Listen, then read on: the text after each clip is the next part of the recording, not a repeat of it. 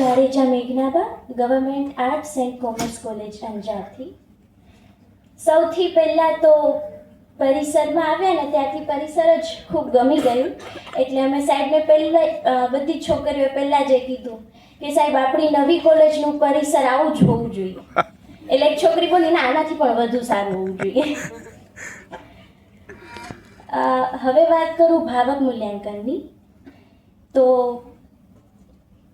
પહેલી વાર આવા કોઈક કાર્યક્રમમાં મેં ભાગ લીધો.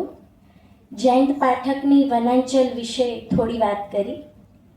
આમ તો 10 મિનિટના ટૂંકા ગાળામાં કોઈ પુસ્તક વિશે આખા જ પુસ્તકને આવરી લેતી વાત કરવી ખૂબ અઘરી હોય. એટલે સમય મને ત્યારે પણ ખૂટ્યો જ હતો. એમાંથી એ પણ શીખવા મળ્યું કે મારી વાતો હજુ થોડીક સમીક્ષાત્મક હોવી જોઈએ. એ સિવાય વાંચન મેં હજુ હમણાં શરૂ જ કર્યું છે, FYથી જ. શાળામાં ક્યારેય કોઈ શિક્ષકે ઇત્તર વાંચન માટે પ્રેરેલા નહીં. એટલે અભ્યાસક્રમમાં આવતા પુસ્તકો સિવાય કશું જ વાંચવાનું નહીં. શરૂઆતમાં મેં આત્મકથાઓ ઘણી વાંચી. ઘણી એટલે 4-5 જેટલી તો વાંચી. એમાં સૌથી વધુ મને જો હૃદય સોસરી વીંધી ગઈ હોય કોઈ પુસ્તક તો એ દર્શનાબેનનું ઓટલા દાવ.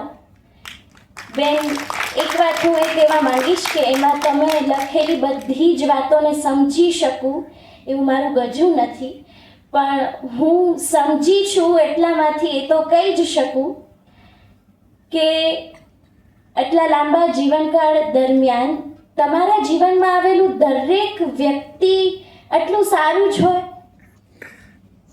એટલે પુસ્તકે મને શું આપ્યું તો વિધેયાત્મક દ્રષ્ટિકોણ. એટલે મારા ખ્યાલથી પુસ્તકનું નામ ઓટલા દાવ છે, પણ એનું નામ વિધેયાત્મક દ્રષ્ટિકોણની પરાકાષ્ઠા હોવી જોઈએ. એમાં એકે વાત મને એવી ન લાગી કે કોઈ માણસ પાત્ર નીચું ઉતરતું હોય. એટલે એ પુસ્તકે મને પહેલી વસ્તુ એ આપી કે જીવનને જોવાનો દ્રષ્ટિકોણ બદલો.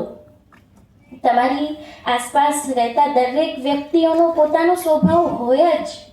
દરેક વ્યક્તિનું સારું અને નરસું બંને પાસું હોય, પણ એને તમે કઈ રીતે લો છો અને તમારા જીવનમાં ઘટતી ઘટનાઓનું એ સારી હોય કે નરસી હોય એમાં તમે કઈ રીતે નિર્ણય લો છો એ બધું મહત્વનું છે. એટલે પુસ્તકે સૌથી પહેલાં તો મને વિધેયાત્મક દ્રષ્ટિકોણ આપ્યું. બીજું એ કે પુસ્તકો વાંચ્યા પછી, એમાં ખાસ વનાંચલ વાંચ્યા પછી પ્રકૃતિની વધુ નજીક આવવાનો મોકો મળ્યો. એ સિવાય એક બેને હમણાં જ વાત કરી કાકા સાહેબ કાલેકરની ઉતરાતી દિવાલો વિશે. એ અમે અભ્યાસક્રમમાં હતી એટલે અમે ભણી ગયા. એટલે ઉતરાતી દિવાલોમાં કાકા સાહેબે કીડીથી માંડી અને વાંદરા સુધી બધા જ પ્રાણીઓની વાતો આલેખી છે. એટલે કેટલું સૂક્ષ્મ નિરીક્ષણ છે દરેક વાતોમાં.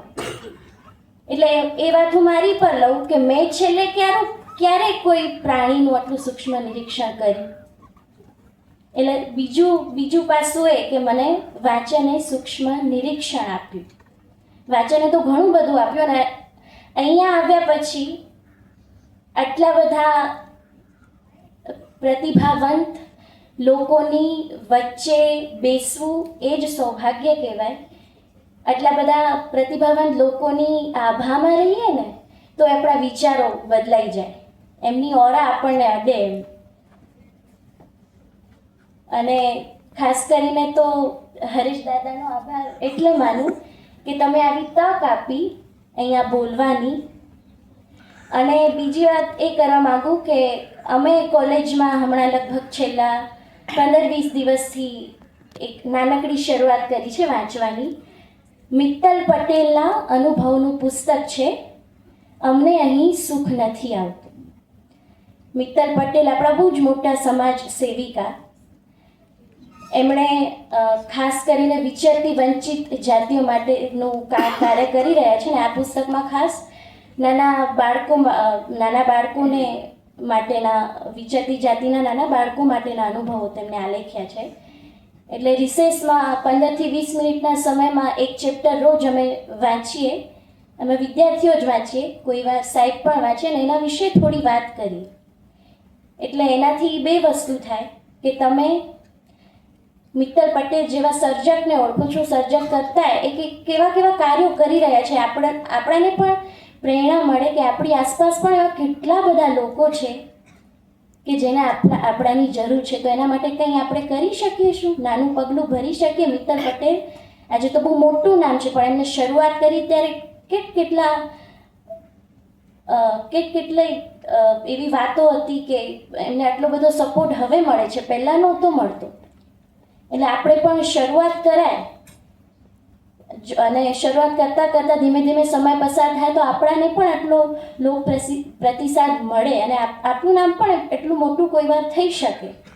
મોટા નામ ખાતર નહીં, પણ સંવેદન જો આપણી અંદર હોય, પુસ્તકોમાંથી એ પણ વાત શીખવા મળે કે બીજાનું દુઃખ પણ આપણું દુઃખ બની જાય. નવલકથાના પાત્રો વાંચ્યા પહેલાં એ લેખકના હોય, પણ વાંચ્યા પછી આપણા પોતાના બની જાય. એનું દુઃખ આપણાને પોતાનું દુઃખ લાગે અને પછી મને તો એમ થાય કે આ પાત્ર સાથે આવું કેમ થયું, આવું ન થવું જોઈએ. મારે સર્જકને કહેવું છે કે તમે આ નવલકથાનો અંત આ રીતે શું કામ લાવે, આ રીતે કેમ ન આવે, હજી લખો, હજી એક ચેપ્ટર ઉમેરો, એનો અંત આવો હોવો જોઈએ.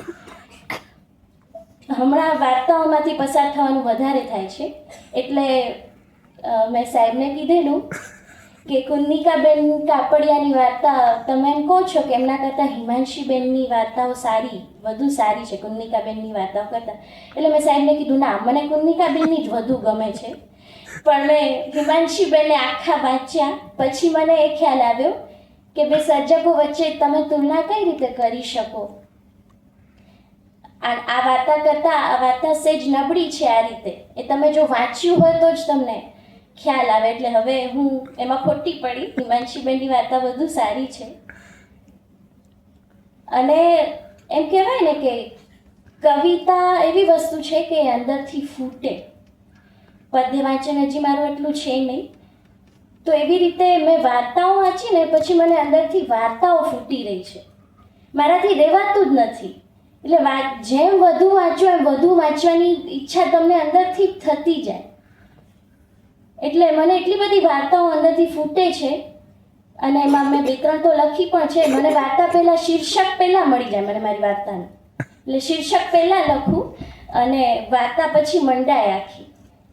એટલે એમ જેમ કવિતા ફૂટે એમ મને અંદરથી વાર્તા ફૂટી રહી છે. અને મારા ખ્યાલથી જો કવિતા વધુ વાંચીશ તો મને એવું લાગે છે કે કવિતા પણ હજુ વધુ ફૂટશે. અને ખાસ આભાર અમારા સાહેબનો કે વાંચવા માટે એટલા અમને પ્રેરે છે. કોલેજમાં તો પ્રેરાઈએ જ છીએ, પણ આવા કાર્યક્રમનો શું અર્થ? એટલે મને એમ થાય કે આઈએએસ જેવા વ્યક્તિઓ, અહીંયા જેટલા પણ વ્યક્તિઓએ વાત કરી વક્તવ્યમાં, એ કોઈ પણ સીધા સાહિત્ય સાથે સંકળાયેલા વ્યક્તિઓ હતા જ નહીં, છતાં આટલું વાંચન હતું. તો મારે સાહિત્યની વિદ્યાર્થીની તરીકે મારે તો કેટલું બધું વાંચવું પડે. એટલે ક્યારેક મારી પાસે 10 બહાના હોય કે મારી પાસે ટાઈમ નથી, આવું છે તેવું છે, પણ જો અધિકારી વ્યક્તિ પણ સમય કાઢીને વાંચી શકતો હોય તો મારે તો વાંચવું જ જોઈએ. અને કેટલા બધા નવા પુસ્તકો હજુ પણ મળ્યા આ બધા વક્તવ્યોમાંથી. એટલે માત્ર ગુજરાતી સાહિત્ય નહીં, પણ એના સિવાય પણ હિન્દી સાહિત્ય છે, અંગ્રેજી સાહિત્ય છે. જો એ વાંચીએ તો આપણી ભાષા પણ સુધરે. અને એના સિવાય જનરલ નોલેજ પણ વાંચવા જેવું છે. બધા જ વિષયોનું જ્ઞાન મારી પાસે હોવું જોઈએ. બસ આમ તો ઘણું બધું કહેવા જેવું છે, પણ મારી વાતને અહીંયા જ સંકેલું છું. બસ.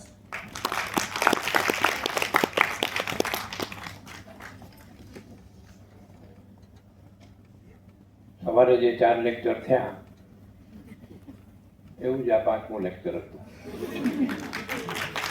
બહુ જ સ્પષ્ટતાથી, બહુ જ ઠાવકાઈથી, અત્યંત સરળતાથી, ગંભીરતાથી આ છોકરી બોલી. સંભવ છે આવતા કાર્યક્રમમાં એને માથે બેસાડવી પડશે અમારે. કેટલી સરસ, ખૂબ જ ધન્યવાદ. અને જેટલું ફૂટે એટલું ફૂટવા દેજે, એમાં તું ફૂટાઈ જાય તો ચિંતા ન કરજે. પણ અમે ઈચ્છીએ કે તું જો સરસ પુસ્તક તૈયાર કરીશ તો અમે તને છાપી દઈશું, ચિંતા ન કરજે. સંધ્યા